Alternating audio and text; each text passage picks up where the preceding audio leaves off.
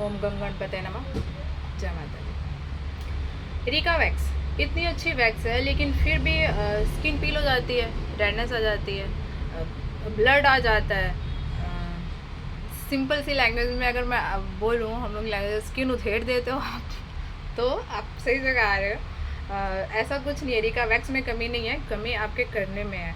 ठीक है। मैं हूँ Sapna and welcome to my channel Sapna salon and academy. मैं इस वीडियो में आपको बताने वाली हूँ कि रिका वैक्स करते वक्त आप कहाँ गलती कर रहे हो और क्या गलती कर रहे हो कि ये प्रॉब्लम आपको फेस करनी पड़ रही है। देखिए, रिका वैक्स एक ऑयल वैक्स है, उसमें ऑयल का कंटेंट रहता है। नॉर्मल वैक्स जो होती हैं वो आप ऐसे ही पहचान सकते हो। नॉर्मल वैक्स को आप जब टच करोगे ना, तो एक्चुअली मैं आपको पहचान करने के लिए मैं इसलिए कह रही हूँ क्योंकि मार्केट में ना रिका वैक्स की कॉपी भी है।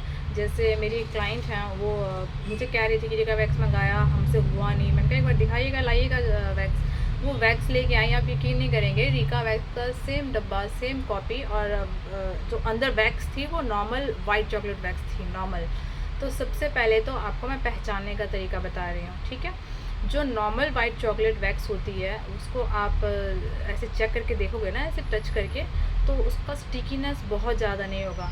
रिका वैक्स या फिर कोई भी ऑयल वैक्स आप ऐसे देखोगे ना तो बहुत स्टिकी होती है। ये थोड़ा मुश्किल तरीका है चेक करने का। दूसरा तरीका ये है चेक करने का, वैक्स को यहाँ लगाओ, ठीक है, वैक्स लगा लिया और जाके पानी में हाथ डालो, मतलब चिपका लो पहले स्किन पे, ठीक है, चिपका दिया। अब उसको थोड़ा बहुत टिश्यू से क्लीन करना है करो, वैसे नहीं करो, जाओ पानी में धो। अगर वो पानी से धुल जाता है, अच्छे से निकल गया, तब तो वो नॉर्मल वैक्स है। और अगर पानी से धो रहे हो और फिर भी नहीं निकल रहा है, उस स्टिकीनेस जैसा थोड़ा बहुत ऐसे नेल से रब कर करके आपने निकाल भी तो फिर भी स्टिकीनेस सा लग रहा है, तो इट मीन्स वो रिका वैक्स है। क्योंकि रिका वैक्स आपका पानी से नहीं निकलता है, वो आपको उसमें ऑयल,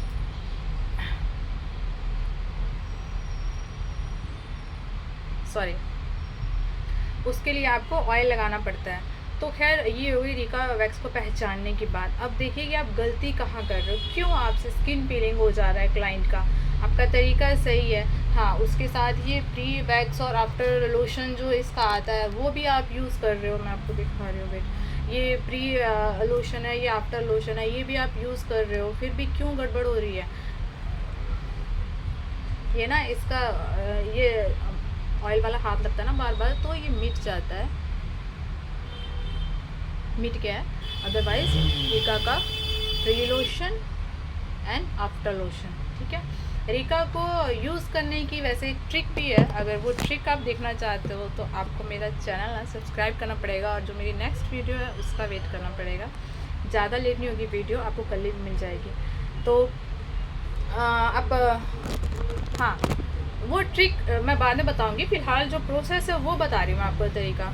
तो रिका वैक्स करने के लिए ये प्री और आफ्टर लोशन में से आपको ये ध्यान रखना कि प्री लोशन, आफ्टर लोशन आता है, आप ये लीजिए मार्केट में।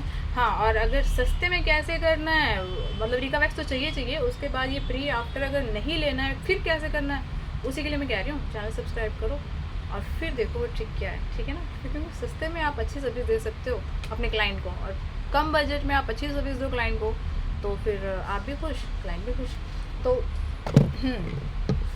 तो मैं कह रही थी वैक्स पीलिंग के बारे में, स्किन पीलिंग के बारे में। देखिए, एक तो आप वैक्स लगाते हो, रिका वैक्स जब भी लगाते हो ना, तो आप हमेशा ध्यान रखो कि कितने एरिया पे आपने काम कर दिया। इसके लिए आपको ज़रूरत है कि जब भी वैक्स करते हो, जैसे हाथ की वैक्स कर रहे हो, हैंड वैक्स कर रहे हो, तो एक सिस्टमेटिक तरीके से करो कि आपने पहले इतने एरिया को टारगेट किया, इतना कंप्लीट कर लिया, सेकंड स्टेप आपका ये होना चाहिए, इसको कंप्लीट कर लिया, थर्ड स्टेप ये होना चाहिए, इसको कंप्लीट कर लिया, उसके बाद फोर्थ स्टेप कीजिए, फिफ्थ स्टेप कीजिए, सिक्स स्टेप कीजिए। ये सारी वीडियो ना मैंने ऑलरेडी अपने चैनल पर डाल रखी है, एक बार देखिएगा जाके। नहीं देखना तो कोई नहीं, लेकिन मैं आपको एक बात बता रही हूँ कि सिस्टमेटिक तरीके से कीजिए।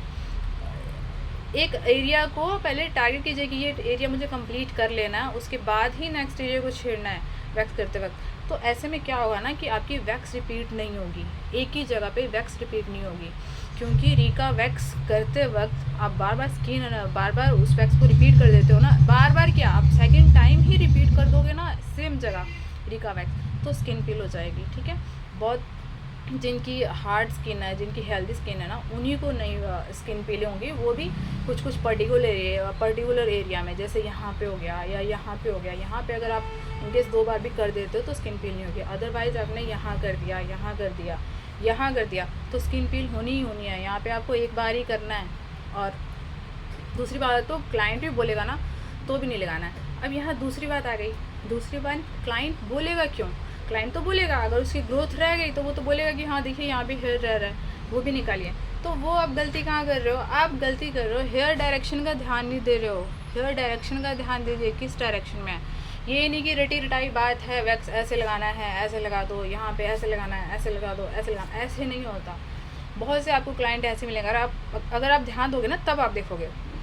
नहीं ध्यान दोगे, रटी रटाई बात है, तब तो ऐसे वैक्स लगाओ खींच दो, ऐसे वैक्स लगाओ खींच दो। तो सबको पता है जिस हेयर मतलब जिस डायरेक्शन में हेयर है उस हेयर में उस डायरेक्शन में वैक्स लगानी है और ऑपोजिट डायरेक्शन में खींच देनी है, सबको पता है। लेकिन उससे पहले ये चीज़ ध्यान दो कि हेयर ग्रोथ है किस डायरेक्शन में।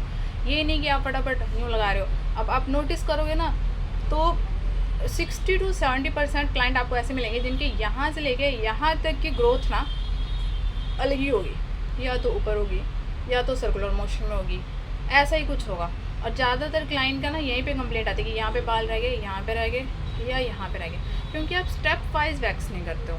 वैक्स को स्टेप वाइज कीजिए, एरिया को टारगेट करके फिर कीजिए। एक हाथ को पार्ट में डिवाइड कीजिए, 1 2 3 4, फिर उस पार्ट के हिसाब से कीजिए। फिर आपकी जो स्किन पीलिंग है वो नहीं होगी। जब बाल ही नहीं रहेंगे तो क्लाइंट भी नहीं बोलेगा वैक्स रिपीट करने के लिए, है ना। क्योंकि कई बार ये होता है ना कि हेयर रह गए, क्लाइंट कह रहा है तो आपको लगता है अरे यार चल करते हैं, देखा जाएगा। वो देखा जाएगा चक्कर में उनकी स्किन उधड़ जाती है। तो एक तो गलती वो नहीं करनी है, ठीक है। और तीसरा, कुछ लोग कहते हैं कि पाउडर लगा के भी रिका वैक्स हो जाती है। बहुत किसी की हार्ड स्किन है ना, किसी की हेल्दी स्किन है, ऐसी स्किन पे ही आप कर सकते हो, बहुत रिस्की है, ठीक है। हमारा तरीका क्या है वो मैं एक बार फिर से कहूँगी कि हमारा तरीका आप देखना चाहते हो कि कैसे करते हैं, मेरे चैनल को सब्सक्राइब कीजिए ज़रूर। और इसमें डिस्क्रिप्शन में लिंक है, उसमें जाके देखिए वीडियो कैसे वैक्स करना है। वैसे ही कीजिए, आपकी स्किन पील नहीं होगी और रेडनेस भी आती है।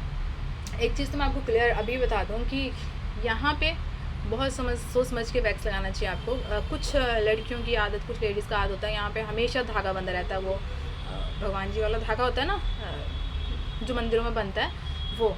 तो अगर आपने देखा कि इतना चौड़ा चौड़ा भी धागा कईयों ने जैसे लड़कियां गर्ल्स बांध के रखती हैं, तो ऐसे इस स्किन पे हमेशा मॉइस्चर रहता है, हमेशा वो स्किन गीली रहती है। तो जब वैक्स करवाने की बारी आती है तो कहते हैं धागा कट कर दीजिए, आप वैक्स कर दीजिए। तो यहाँ इस केस में ना यहाँ पे अवॉइड कर दो, वैक्स लगाओ ही मत। पट्टी में जो वैक्स बची है ना उसी को लगाओ, ठीक है। एक तो यहाँ स्किन पीलिंग, फिर यहाँ पे ये वाला एरिया, यहाँ पे भी आपको कोशिश करना है, अवॉइड करना है। अगर हेयर्स नहीं है ना तो अवॉइड करो, यहाँ पे भी आप वैक्स मत लगाओ। पट्टी लो, मतलब पट्टी में जो पहले की वैक्स है ना उसी को लो, रब करो, थपथपाओ और खींच दो। तीसरा, आपकी रेडनेस या जो स्किन पीलिंग होती होगी वो ज़्यादातर यहाँ पे होती होगी, ठीक है। तो यहाँ पे भी वैक्स जो आपको अच्छे से स्किन स्ट्रेच करके हल्के हाथ से वैक्स लगानी है। आपको ये समझना पड़ेगा कि वैक्स लगाने का तरीका भी ना समझना पड़ेगा। बस आप इतना ध्यान रखो कि यहाँ पे भी अगर हेयर्स नहीं है ना तो यहाँ पे भी वैक्स लगाना अवॉइड करो। पट्टी में जो वैक्स है ना उसी को लगाओ, अच्छे से रब करो। और डायरेक्शन का ध्यान रखना है, ठीक है। आप पहले ही चेक कर लिया करो, फिर ही पट्टी रखा करो और फिर खींचा करो, फिर उससे जो छोटे मोटे हेयर्स है ना वो निकल जाएंगे, स्किन क्लीन हो जाएगी, ठीक है। और क्लाइंट अगर जिद करता है तो आप क्लाइंट को समझाइए ये चीज़, पहले तो आपको समझाना है। और नहीं माने तब क्या करना, फिर करके दिखाना पड़ता है कई बार कि लो फिर मैम हो गया काम, ठीक है। तो ये था, और क्या, और कुछ दिमाग में आ नहीं रहा। एक्चुअली मैं वीडियो पूरा वो करके नहीं बनाती ना, जो सब दिमाग में आता है वो बनाती हूँ। तो अगर कोई चीज़ रह गई, कोई टॉपिक रह गया तो आप कमेंट करके मुझे ज़रूर बताइए। उस कमेंट को ध्यान में रख के फिर मैं दोबारा वीडियो बना दूँगी। अगर कोई कन्फ्यूज़न कुछ रह गई या फिर मैंने कुछ गलत भी बोला है तो वो भी आप कमेंट करके ज़रूर बताइए। तो मिलती हूँ नेक्स्ट वीडियो में। Thank you and bye bye. और टॉपिक किस वीडियो पे होगा वो आपके कमेंट डिसाइड करेंगे, तो कमेंट ज़रूर कीजिएगा प्लीज़।